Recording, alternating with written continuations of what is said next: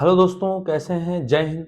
देखिए दोस्तों, आज हम लोग पढ़ेंगे, ठीक है ना। आज हम लोग जानने वाले हैं अपने प्रैक्टिकल्स के बारे में। तो क्लास 10th के प्रैक्टिकल्स को हम लोग बड़े ध्यान से देखेंगे, ठीक है। तो देखिए, सबसे जो आज का पहला प्रैक्टिकल है, एसिटिक अम्ल के गुणों का अध्ययन करना। देखिए, इस प्रैक्टिकल को करने से कई फायदे हैं। और देखिए, पहला फायदा तो ये है कि आपका प्रैक्टिकल्स, भाई उसमें असाइनमेंट पूरा करना है तो पूरा हो जाएगा। दूसरा फायदा ये है कि एसिटिक अम्ल से रिलेटेड कई सारे प्रश्न बोर्ड एग्जाम्स में आते हैं, ठीक है। तो प्रैक्टिकल्स को करने का एक फायदा तो ये है कि आपके बोर्ड एग्जाम में इनडायरेक्टली इसका फायदा होने वाला है। और दूसरी बात, आपका प्रैक्टिकल भी तैयार हो जाएगा। तो देखिए, लिखना कैसे है। तो सबसे पहले आपका हेडिंग होगा प्रयोग संख्या 1, ठीक है। आपको लिखना कैसे है, ये सारी बातें बिल्कुल ध्यान पूर्वक देखिएगा, ठीक है ना। तो यहाँ सबसे पहले आपको लिखना है कि प्रयोग संख्या 1। तो ये हो जाएगा प्रयोग संख्या 1। अब प्रयोग संख्या 1 हो गया, ठीक है ना। फिर लिखेंगे उस प्रयोग संख्या 1 है क्या, तो एसिटिक अम्ल के गुणों का अध्ययन करना। फिर इसमें अगला हेडिंग क्या होगा, प्रयोग से संबंधित आवश्यक परिभाषाएं तथा तथ्य। इतना लिखने के बाद, ठीक है, अब इसके बारे में आप लोग पूरा कंप्लीट आ जाएंगे। देखिए, तो सबसे पहले बात करें एसिटिक अम्ल का। एसिटिक अम्ल का सूत्र सबको पता है, CH3COOH, ये होता है, हम लोगों ने पढ़ा भी है, ठीक है। एसिटिक अम्ल का अणु सूत्र, तो अणु सूत्र की बात करें तो CC, तो C2 हो गया, H 3 और 1 4, तो 4 हो गया, O2 तो C2H4O2 होता है। और ये इसका है स्ट्रक्चर फार्मूला, संरचना सूत्र, तो आप लोग देख पा रहे हैं। फिर या इसको हम लोग इस फॉर्म में भी लिखते हैं CH3COOH। ये हो गया इसका एसिटिक अम्ल का, ठीक है। एसिटिक अम्ल का अगर IUPAC नाम आपको भी लिखना है तो आप यहाँ पे अलग से हेडिंग डाल के IUPAC नेम लिख सकते हैं। इसका नाम हो जाएगा, 2 कार्बन है, हो जाएगा एथेनोइक अम्ल। एथेनोइक अम्ल, ये इसका हो जाएगा IUPAC नाम, ठीक है ना। चलिए, इतना हो गया। अब बात करते हैं भौतिक गुणधर्म की, फिजिकल प्रॉपर्टीज की। तो यह एक रंगहीन तीव्र गंध वाला तथा संक्षारक द्रव है। सिरके की तीव्र गंध उसमें एसिटिक अम्ल की उपस्थिति के कारण ही होती है। सिरका आप लोगों ने खाया होगा, ठीक है, अचार में मिलाकर, तो उसकी जो तीक्ष्ण गंध है वो एसिटिक अम्ल के कारण ही होता है। इसका जो क्वथनांक है 118 डिग्री सेल्सियस होता है। मतलब ये 118 पे अगर इसको गर्म करेंगे तो उबलना शुरू हो जाएगा। और यह 16.5 डिग्री सेंटीग्रेड पर बर्फ की तरह जम जाता है। यानी इसका जो हिमांक बिंदु है वो है 16.5। यह जल, एल्कोहल तथा ईथर में विलेय है। यह पानी से भारी होता है तथा 16 डिग्री सेंटीग्रेड पर इसका आपेक्षिक घनत्व 1.045, यानी लगभग ये पानी के जितना ही वजन होता है। पानी से थोड़ा सा भारी है, बट होता लगभग पानी की तरह ही है, ठीक है ना। चलिए आगे बढ़ा जाए। अब बात है रासायनिक गुण की। तो रासायनिक गुण, केमिकल प्रॉपर्टीज, तो पहला है क्षारकों के साथ क्रिया। तो आपको पता है क्षारकों के साथ क्रिया करेगा तो निकलेगा जल और कार्बन डाइऑक्साइड। देखिए, CH3COOH NaOH के साथ क्रिया करता है तो बनता है सोडियम एसीटेट, ठीक है ना। इसको बोलते हैं सोडियम एसीटेट। NaOH को बोलते हैं कॉस्टिक सोडा या सोडियम हाइड्रोक्साइड, और जल बनता है। अगर एसिटिक अम्ल सोडियम बाइकार्बोनेट के साथ क्रिया करता है तो बनता है सोडियम एसिटेट, जल प्लस कार्बन डाइऑक्साइड गैस, ठीक है। और अगर एसिटिक अम्ल अमोनिया के साथ क्रिया करता है तो बनता है अमोनियम एसिटेट, ठीक है। और अगर अमोनियम एसिटेट को हम लोग क्या करते हैं, गर्म कर दें, अमोनियम एसिटेट को गर्म करने पर बनता है एसिटेमाइड। एसिटेमाइड प्राप्त होता है। एसिटेमाइड का फॉर्मूला है CH3CONH2। अगर एसिटेमाइड को गर्म करते हैं तो बनता है CH3CONH2, ठीक है। तो ध्यान रखिएगा, अमोनियम एसिटेट ये हो गया और एसिटेमाइड ये हो गया। देखिए, गर्म करने पर ये रिएक्शन भी पूरा का पूरा लिखा हुआ है, तो ये रिएक्शन आप लोग जरूर याद रखिएगा, इसको आप लोग भूलिएगा नहीं, ठीक है। अब बात करें आगे, एस्टरीकरण। ये तो कई बार आपके बोर्ड एग्जाम्स में पूछ चुका है एस्टरीकरण। एस्टरीकरण में क्या है तो ध्यान से देख लीजिए आप लोग, ठीक है ना। देखिए, एसिटिक अम्ल जो है एथिल अल्कोहल से क्रिया करता है सांद्र H2SO4 की उपस्थिति में, तो बनता है एथिल एसीटेट। इसी को बोलते हैं एस्टर। इस अभिक्रिया को बोलते हैं एस्टरीकरण। ये रिएक्शन याद कर लीजिए, ये बहुत ही IMP है आपके बोर्ड एग्जाम्स के लिए। ठीक है। अगला है हैलोजनीकरण। हैलोजनीकरण में क्या है, तो CH3COO लाल फास्फोरस, ठीक है। अब इसकी क्रिया का कराएंगे मोनोक्लोरो एसिटिक अम्ल से, तो ये बन जाएगा प्लस का HCl, ठीक है। तो ध्यान रखिएगा, हैलोजनीकरण एसिटिक अम्ल की क्रिया अगर हैलोजन से कराते हैं यानी क्लोरीन से, तो आपका बनता है मोनोक्लोरो एसिटिक अम्ल बन जाता है, ठीक है। तो इस रिएक्शंस को आप लोग पूरा ध्यान से देख लीजिएगा। लाल फास्फोरस की उपस्थिति में कराना है, और लाल फास्फोरस जो है आपके माचिस के तीलियों में होता है, ठीक है ना। तो ध्यान रखिएगा, लाल फास्फोरस जो है माचिस के तीलियों में होता है। ये तीसरा रिएक्शन है, तीनों रिएक्शंस आपको लिखने हैं, ठीक है ना। अब बात करें चौथा, तो PCl5 से अभिक्रिया, ठीक है। तो PCl5 से अभिक्रिया करके यह एसिटिल क्लोराइड बनाता है। इस अभिक्रिया में COOH समूह का OH समूह क्लोरीन परमाणु से विस्थापित हो जाता है। इसका रिएक्शन आप लोग देख सकते हैं, CH3COOH plus PCl5 CH3COCl plus POCl3 plus HCl। PCl3 तथा SOCl2 से इसकी अभिक्रिया भी इसी प्रकार होती है, ठीक है ना। अब निर्जलीकरण में क्या मतलब होता है कि इसको पानी निकालना है, ठीक है। तो CH3COOH को गर्म किया जाए P2O5 फास्फोरस पेंटाऑक्साइड के उपस्थिति में, तो बनता है CH3COO एसिटिक एनहाइड्राइड, और पानी यहां से निकल जाता है, ठीक है। अपचयन, तो लिथियम एल्यूमिनियम हाइड्राइड द्वारा अपचयित होकर यह एथेनॉल बनाता है। एथेनॉल आप रिएक्शन देख पा रहे हैं, CH3COOH लिथियम एल्यूमिनियम एनहाइड्राइड यही है, और बन गया एथेनॉल। उपरोक्त अपचयन आग हाइड्रोजन या जो है निकिल, सोडियम या एल्कोहल या NaBH4 द्वारा भी कराया जा सकता है। तो इसका मतलब ये है ना कि इसके जगह पे आप इनमें से कोई भी मटेरियल रख सकते थे।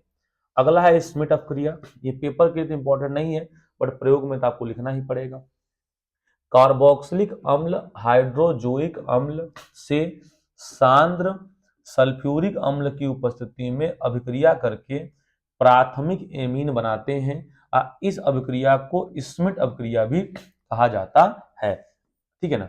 तो CH3COOH ये NH3 यानी से क्रिया करा दिया गया, तो बन गया आपका, देखिए, और ये बन गया पूरा पूरा, ठीक है ना। इसको आप लोग जो है नोट कर लीजिएगा, ठीक है ना। अब बात करते हैं यूज की। यूज माने एसिटिक अम्ल का प्रयोग कहाँ कहाँ पे होता है। तो एसिटिक अम्ल के प्रयोग की बात करें तो सबको पता है कि एक प्रयोग तो आपके जो है प्रयोगशाला में हो जाता है, ठीक है ना। तो पहला तो ये हो गया कि प्रयोगशाला में अभिकर्मक के रूप में। दूसरा, एसीटोन तथा एस्टर बनाने में जिनका उपयोग कहाँ करते हैं, इत्र, इत्र माने परफ्यूम, रंजक माने रंग, ठीक है, प्लास्टिक, औषधि, इन जगह बनाने में क्या आता है। अगला है सेलुलोज एसीटेट तथा पॉलीविनाइल एसीटेट नामक कृत्रिम रेशों के निर्माण में भी इसका प्रयोग किया जाता है, ठीक है ना। अब उद्देश्य की बात करें तो उद्देश्य हो गया एसिटिक अम्ल के निम्नलिखित गुणों का अध्ययन करना। पहला, गंध, पानी में घुलनशीलता, लिटमस पर प्रभाव, ठीक है, और Na2CO3 का प्रभाव। आवश्यक सामग्री क्या है, सोडियम बाइकार्बोनेट, लाल व नीला लिटमस विलयन, परख नली स्टैंड, ठीक है, एसिटिक अम्ल, जल, परख नलियां, चूने का पानी आदि। सिद्धांत क्या है, एसिटिक अम्ल में सिरके जैसी तीव्र गंध आती है, यह जल में अत्यंत घुलनशील है। एसिटिक अम्ल अपने अम्लीय स्वभाव के कारण नीले लिटमस पेपर को लाल कर देता है, परंतु लाल लिटमस पर इसका कोई प्रभाव नहीं पड़ता। सोडियम कार्बोनेट से अभिक्रिया पर यह सोडियम एसीटेट तथा CO2 देता है। CH3COOH Na2CO3, ये रिएक्शन आप लोग पीछे देख चुके हैं, ठीक है। प्रयोग विधि, तो प्रयोग विधि साफ साफ लिखा है, क्रमांक करके टेबल बनाकर आपको लिखना है। देखिए प्रयोग में लिखा है, एसिटिक अम्ल की थोड़ी सी मात्रा एक परख नली में लें और उसे सावधानी पूर्वक सूंघें। निरीक्षण, सिरके जैसी गंध महसूस होती है। निष्कर्ष, सिरके जैसी गंध एसिटिक अम्ल की है। दूसरा, परख नली में 5 ml एसिटिक अम्ल लेकर उसमें जल डालकर हिलाते हैं। निष्कर्ष, समांगी विलयन प्राप्त होता है, ठीक है। परीक्षण, निष्कर्ष, एसिटिक अम्ल जल में अति घुलनशील है। तीसरा प्रयोग, तो नीले लिटमस पर कुछ बूंदें एसिटिक अम्ल की डालिए, ठीक है, परीक्षण, नीला लिटमस पेपर लाल हो जाता है। निष्कर्ष, एसिटिक अम्ल अम्लीय है। ये लिख लेंगे आप लोग। ये लिखने के बाद चौथा देखिए, लाल लिटमस पर कुछ बूंदे एसिटिक अम्ल की डालिए तो निरीक्षण, कोई परिवर्तन नहीं होता है। ठीक है। निष्कर्ष, एसिटिक अम्ल लाल लिटमस के रंगों में कोई परिवर्तन नहीं करता। तो इसी प्रकार आप देख रहे हैं ये पूरा इस साइड का पांचवा लिखा है, पांचवें में दो है, पांचवें का ए और बी, तो एक एक लाइन का गैप छोड़िएगा। जैसे ए लिख दिए, बी लिख दिए, या तीन के बाद चौथा लिख रहे हैं, तो एक लाइन तो आप वहां पे गैपिंग कर दीजिएगा। ठीक है। परिणाम यानी लास्ट चल रहा है रिजल्ट, एसिटिक अम्ल जल में घुलनशील होता है, ये क्रिया भी करेगा और तीक्ष्ण गंध भी आएगी। अम्लीय पदार्थ होने के कारण लाल लिटमस पर कोई प्रभाव नहीं पड़ता, परंतु नीले पर को लाल कर देता है। ये हो गया। सावधानी तो देखिए केमिकल्स में आपको देना ही पड़ेगा, वही नहीं देंगे तो आप जल सकते हैं, क्योंकि केमिकल्स तो बड़े जो है खतरनाक भी होते हैं। ठीक है। तो आपको सावधानी तो देना ही पड़ेगा। ये समस्त सावधानियां हैं चारों, आप इनको जो है वन बाय वन लिखते जाइए। तो इसको जल्दी से लिखिए आप लोग। ठीक है। एसिटिक एसिड, ठीक है, इतना हो गया। चूने के पानी से होकर CO2 को केवल कुछ समय तक ही प्रवाहित किया जाना चाहिए। रसायनों का उपयोग सावधानी पूर्वक करना चाहिए। अम्ल को सावधानी से सूंघना चाहिए। तो ये हो गया सावधानियां। तो पहला प्रयोग होता है खत्म। दूसरा है वाष्पोत्सर्जन का प्रदर्शन करना और प्रयोग से संबंधित आवश्यक परिभाषाएं तथा तथ्य। तो ये आपका प्रैक्टिकल नंबर दूसरा है और दो ही करने हैं आपको, दो पर्याप्त है। ठीक है। इतने में ही आपके 8-9 पेज भर जाएंगे। अब ट्रांसपिरेशन क्या होता है, वाष्पोत्सर्जन। तो मूल रोमों द्वारा पौधे जमीन से बहुत अधिक मात्रा में जल का अवशोषण करते हैं। जल की कुछ ही मात्रा पौधों के उपयोग में आती है। अनुमान है कि अवशोषित जल का लगभग 98% पौधे के वायवीय भागों से वाष्प के रूप में वायुमंडल में आ जाता है। पौधों के वायवीय भागों से पानी के वाष्प के रूप में उड़ने की क्रिया को वाष्पोत्सर्जन या उत्स्वेदन कहते हैं। हो गया। अब वाष्पोत्सर्जन के प्रकार, तो पौधों के 3 भागों से वाष्पोत्सर्जन होता है। ठीक है। रंध्रों द्वारा, ठीक है, पत्तियों द्वारा, हरे तनों तथा उसमें कुछ रूपांतरित तनों की सतह पर असंख्य छोटे छोटे छिद्र होते हैं।